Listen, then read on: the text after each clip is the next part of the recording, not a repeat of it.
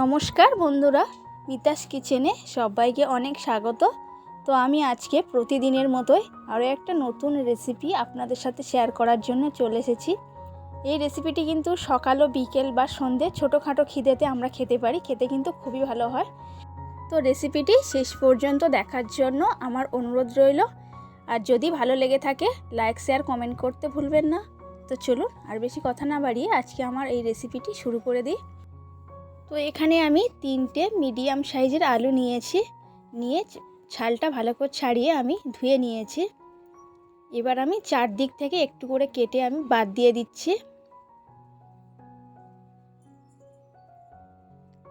এবার মাঝখান বরাবর এরকমভাবে আমি চিড়ে নিচ্ছি আলুটাকে। এবার আমি কিউব কিউব করে আলুটাকে কেটে নেব। তো আলুগুলোকে কিউব কিউব করে কেটে নিয়েছি। এবার আলুগুলোকে জলের মধ্যে দিয়ে দেব, কারণ আলু বেশিক্ষণ বাইরে রাখলে কিন্তু আলুটার মধ্যে একটা কালো স্পট পড়ে যায়, সেই জন্য খুব তাড়াতাড়ি আলুটা জলের মধ্যে আপনারা দিয়ে দেবেন। তো সব আলুগুলোকেই একই রকমভাবে কেটে নিয়েছি, কিউব কিউব একটু মোটা সাইজের করে। আর এখানে বসিয়ে দিয়েছি আমি জল, বেশ মোটামুটি অনেকটা পরিমাণে জল দিয়েছি। তার মধ্যে দিয়েছি আমি 1 চামচ লবণ। তো লবণটা দেওয়ার পরে যে আলুগুলোকে আমি কেটে রেখেছিলাম সেই আলুটা আমি জলের মধ্যে দিয়ে দিয়েছি। তো আলুটা একটু সিদ্ধ হওয়ার জন্য আমি ওয়েট করব। তো আলুটাকে কিন্তু পুরোপুরি আপনারা সিদ্ধ করতে যাবেন না। এখানে আমি 50% সিদ্ধ করে নিয়েছি। কেন করেছি সেটা আমি পরে বলছি আপনাদের। তো আলুটা আমার সিদ্ধ হয়ে গিয়েছে, এটা আমি ছাঁকনির মধ্যে নামিয়ে নিচ্ছি। তো নামানোর পরে আমি 5 থেকে 7 মিনিট একটু ওয়েট করব যাতে আলুটা ভালোভাবে ঠান্ডা হয়ে যায়। তো ঠান্ডা হওয়ার পরেই আমি একটা থালার মধ্যে নামিয়ে নিচ্ছি আলুটাকে। প্রায় মোটামুটি ঠান্ডা হয়ে গিয়েছে আলুটা। তো এবার আমি কিছু মশলা এখানে অ্যাড করে দেব। দিয়ে দিচ্ছি এখানে অরিগানো 1 চামচ পরিমাণ। যদি এটা আপনাদের কাছে না থাকে তো আপনারা এটা স্কিপ করে যেতে পারেন। দিয়ে দেব গোলমরিচের গুঁড়ো 1/2 চামচ। দিয়ে দিচ্ছি আমি চিলি ফ্লেক্স 1 চামচ বা 1/2 চামচ, আপনারা যে যেমন ঝাল খাবেন। দিয়ে দিচ্ছি লবণ।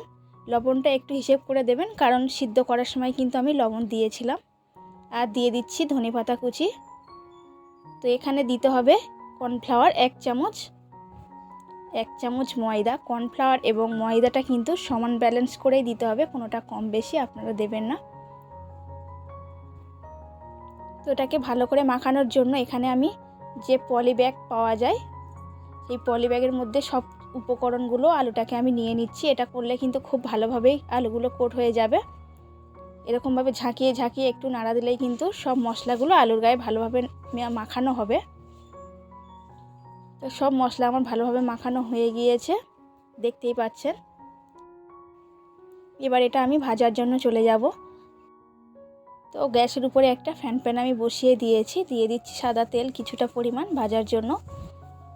তো তেল মোটামুটি গরম হয়ে গিয়েছে, লো টু মিডিয়ামে গরম করতে হবে, খুব বেশি গরম করার দরকার নেই। তো এখানে যতটা আলু আমার তেলের মধ্যে যায় ততটা আলু আমি দিয়ে দিচ্ছি ভাজার জন্য।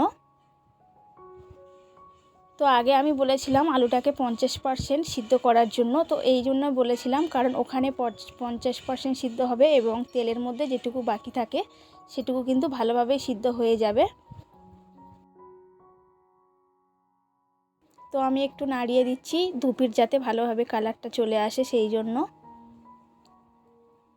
এই আলু স্ন্যাক্সটা কিন্তু খেতে খুবই ভালো হয়, বাচ্চারাও কিন্তু সস দিয়ে খেতে খুব পছন্দ করবে।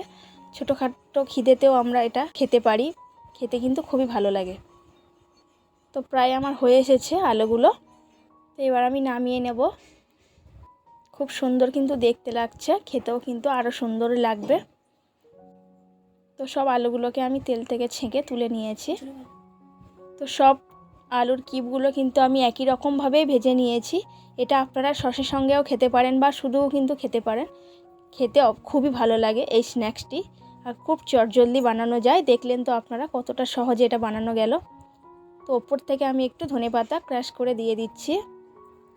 তো আজকে আমার রেসিপিটি এই পর্যন্ত, আশা করি আপনাদের ভালো লেগেছে। আর যদি ভালো লেগে থাকে লাইক শেয়ার কমেন্ট কিন্তু করতে আপনারা ভুলবেন না।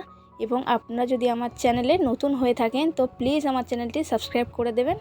তো দেখা হচ্ছে আগামীকাল নতুন আরও একটা এরকম রেসিপি নিয়ে।